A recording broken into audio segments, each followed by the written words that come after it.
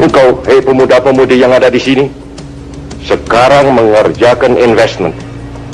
Kerjakanlah pekerjaanmu itu sebaik-baiknya.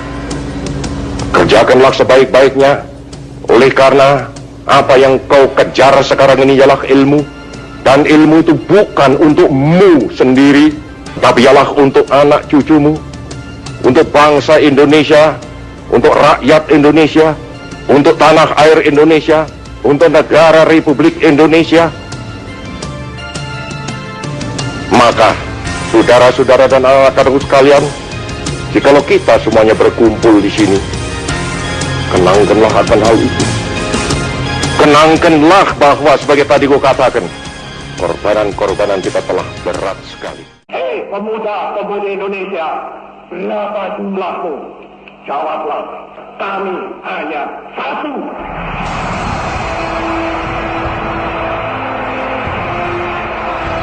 Hei pemuda-pemudi, hei seluruh rakyat Indonesia, mari kita berjalan terus dengan alat, antara lain alat persatuan Indonesia. Satu bahasa, satu darah air, satu bangsa Indonesia. Bersama-sama kita melanjutkan revolusi ini. Bersama-sama kita mensukseskan menuju ini. Kita bertujuan bernegara 1000 windu lamanya. Bernegara buat selama-lamanya. Sekali merdeka, tetap merdeka. Merdeka, merdeka.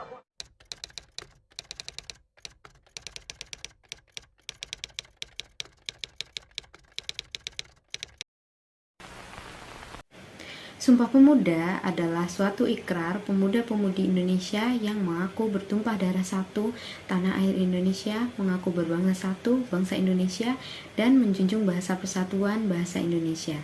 Detik-detik lahirnya Sumpah Pemuda terjadi pada Kongres Pemuda II. Dirangkum dari laman Kementerian Pendidikan dan Kebudayaan, Ikrar Sumpah Pemuda adalah hasil putusan kerapatan pemuda-pemudi yang digelar pada 27 sampai 28 Oktober 1928. Pada dasarnya, Kongres Pemuda adalah sebuah kongres nasional yang 2 kali diadakan di Jakarta. Yang pertama dilaksanakan pada tanggal 30 April sampai 2 Mei 1926. Saat kongres pertama ini, para peserta belum memikirkan mengenai Sumpah Pemuda. Sebab waktu itu para peserta masih memiliki rasa kedaerahannya masing-masing. Karena hal itulah kongres pertama ini akhirnya menghasilkan persatuan pelajar-pelajar Indonesia. Tujuannya tak lain dan tak bukan untuk memperkuat persatuan dan kesatuan para pemuda dalam melawan penjajah yang pada akhirnya di Kongres Pemuda berikutnya menjadi bara penghasil Sumpah Pemuda. Dalam pelaksanaannya pun, panitia dalam Kongres Pemuda II berasal dari berbagai pemuda dengan latar belakang budaya yang berbeda. Tidak hanya perwakilan dari berbagai daerah, Kongres Pemuda II turut dihadiri juga oleh Muhammad Yamin yang nantinya menjadi inisiator Sumpah Pemuda dan juga dihadiri oleh komposer Indonesia Raya, Wage Rudolf Supratman yang nantinya membawakan lagu karangannya dalam kongres ini. Namun, implementasi nilai-nilai Sumpah Pemuda pada saat ini sudah sangat mulai berkurang, bahkan cenderung hilang. Contohnya, yang pertama, yakni pada saat ini kalangan generasi muda sudah terlanjur mengagung-agungkan gaya hidup modern yang sebenarnya bertolak belakang dengan nilai dan makna Sumpah Pemuda. Hal tersebut juga berpengaruh terhadap semangat nasionalisme kalangan generasi muda saat ini yang menganggap sejarah merupakan hal yang kuno. Padahal sebenarnya sejarah akan terus ada mengikuti perkembangan zaman. Yang kedua, ini maraknya kejadian yang merugikan. Contohnya tindakan korupsi di kalangan organisasi yang menyebabkan bobroknya pemuda sekarang, yang tentunya tindakan ini tidak sesuai dengan implementasi dari isi Sumpah Pemuda. Yang ketiga, perang antar suku budaya dan agama yang menyebabkan terpecah berainya persatuan kita. Yang keempat, lunturnya nilai-nilai luhur dalam praktik kehidupan.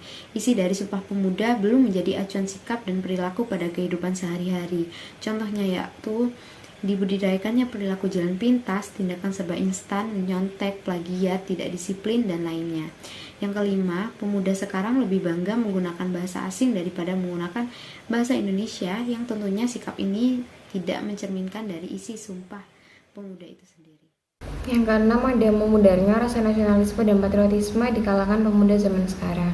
Banyak pemuda yang lebih menghargai dan mencintai budaya bangsa lain tapi melawan prestasi bangsa lain dan tidak bangga terhadap prestasi bangsa sendiri.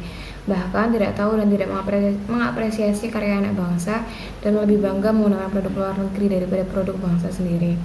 Dan yang terakhir, tidak belajar mencari tahu dan melestarikan budaya dari bangsa sendiri. Padahal sejatinya, peristiwa Sumpah Pemuda mengandung banyak nilai-nilai penting yang wajib kita lestarikan dan terapkan dalam kehidupan bermasyarakat, berbangsa, dan bernegara. Dilansir dari Kementerian Pendidikan dan Kebudayaan Republik Indonesia, ada 4 nilai-nilai penting yang terkandung dalam Sumpah Pemuda. Yang pertama yaitu ada nilai persatuan. Peristiwa Sumpah Pemuda yang dihadiri oleh perhimpunan dan organisasi daerah di seluruh Indonesia menandakan adanya persatuan dalam proses memperjuangkan kemerdekaan Indonesia. Sumpah Pemuda juga telah membuktikan bahwa perbedaan seperti perbedaan suku, bangsa, ras, dan perbedaan bahasa tidak menjadikan penghalang dalam upaya perjuangan kemerdekaan Indonesia. Yang kedua ada nilai demokrasi. Kongres Pemuda II merupakan bentuk dari implementasi demokrasi di kalangan rakyat Indonesia. Dalam kongres tersebut, diadakan musyawarah dan mufakat untuk bersama-sama bersatu dalam memperjuangkan kemerdekaan bangsa Indonesia. Dan nilai yang ketiga ada nilai patriotisme. Deklarasi Sumpah Pemuda memunculkan rasa patriotisme pada bangsa Indonesia. Sumpah Pemuda memberikan alasan yang kuat bagi seseorang untuk mencintai tanah air dan rela berkorban demi mempertahankan bangsa dan negaranya. Dan nilai yang terakhir yaitu ada nilai kemandirian dan tanggung jawab. Sumpah Pemuda yang mengikrarkan satu nusa, satu bangsa dan satu bahasa Indonesia yang menandakan bahwa bangsa ini adalah bangsa yang mandiri dan berdaulat. Sebagai bangsa yang mandiri dan berdaulat, setiap sikap kita dalam berbangsa dan bernegara harus diikuti dengan tanggung jawab.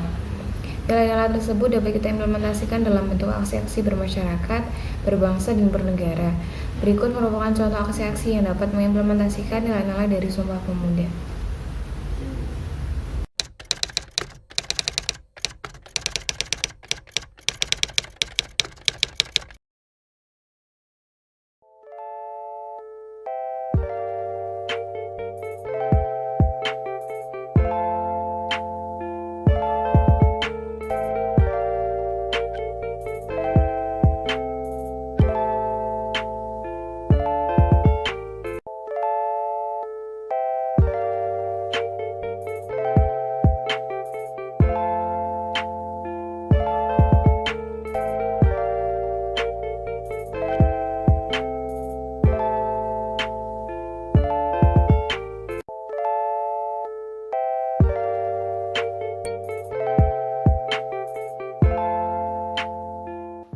Yuk berhenti sebarkan berita hoaks.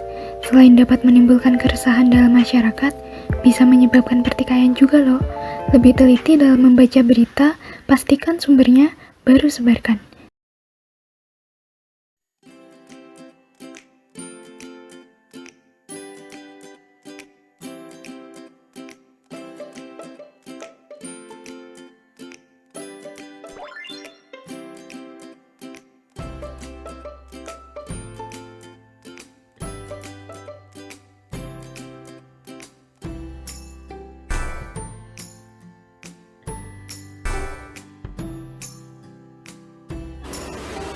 Umumnya, saat ini kita selalu berkomunikasi di media sosial. Nah, anak muda seringkali menggunakan istilah bahasa asing yang gaul. Tapi jangan lupa gunakan bahasa Indonesia juga ya.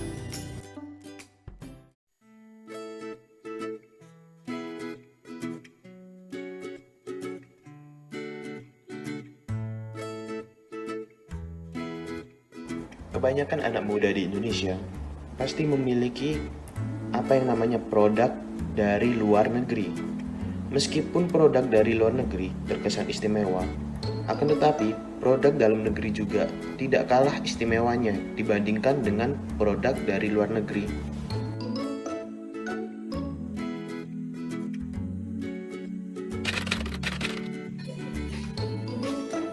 Assalamualaikum warahmatullahi wabarakatuh. Shalom semuanya.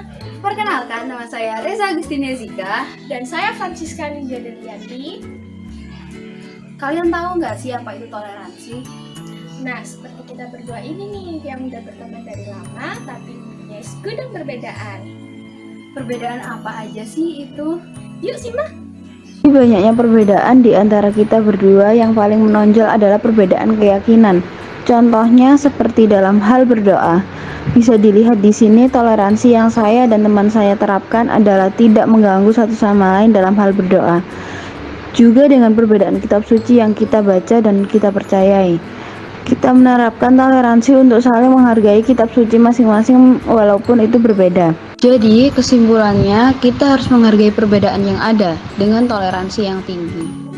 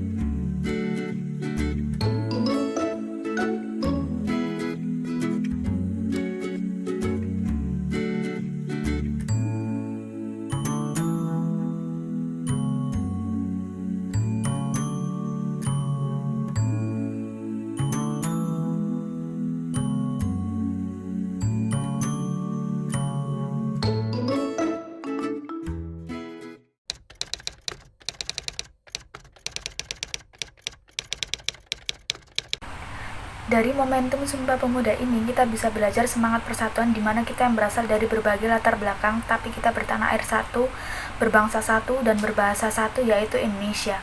Hal-hal yang bisa kita lakukan sebagai pemuda untuk memperkuat semangat Sumpah Pemuda adalah dengan melakukan aksi-aksi yang bisa kita lakukan di kehidupan sehari-hari, seperti stop menyebarkan berita hoax. Kita tentunya sudah tahu dampak negatif dari berita hoax itu sendiri. Oleh karena itu, sebagai anak muda, kita harus menjadi garda terdepan untuk memerangi berita hoax. Dan alangkah baiknya sebelum kita menyebarkan berita tersebut kepada orang lain, kita harus mengetahui kebenaran dari berita itu.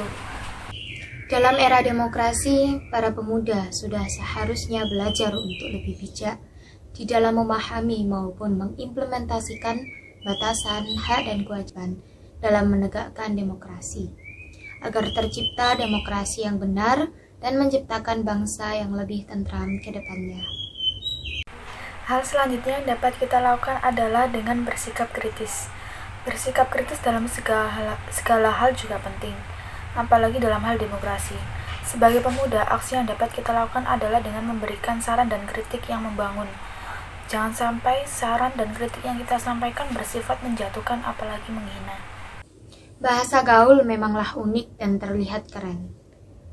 Namun, sudah saatnya kita harus kembali merasakan indahnya berbahasa Indonesia, terlebih kembali sebagai pemuda penerus generasi bangsa yang melestarikan bahasa bangsa ini. agar bahasa Indonesia tak akan habis dimakan oleh massa. Di era globalisasi seperti ini, serbuan produk luar negeri semakin tak terbendung. Gaya hidup masyarakat yang modernisasi menjadi penyebab impor barang-barang semakin banyak. Sebagai pemuda Indonesia, hal yang dapat kita lakukan adalah mulai mengurangi penggunaan produk-produk luar negeri dengan membeli produk-produk dalam negeri, dan selalu merasa bangga menggunakan produk dalam negeri. Bhinneka Tunggal Ika adalah keunggulan bangsa Indonesia. Toleransi menjadi satu langkah pasti yang harus digalakkan untuk keragaman yang lebih baik. Semangat toleransi keragaman yang berbeda menumbuhkan keyakinan bahwa inilah warisan yang dapat kita tinggalkan kepada anak cucu kita nantinya. Bangsa yang besar adalah bangsa yang tidak keluar dari akar budayanya. Kebudayaan juga memiliki sifat dinamis yang selalu mengalami perubahan walaupun secara sangat lambat. Budaya lokal yang bersifat tradisional tersebut harus dilestarikan dan dipertahankan keasliannya. Adapun beberapa cara yang bisa kita lakukan untuk melestarikan kebudayaan Indonesia tersebut. 1. Mempelajari budaya lokal dan memahami informasi mengenai budaya itu sendiri. 2. Menjadikan budaya lokal sebagai identitas dan bangga terhadap budaya lokal tersebut. 3.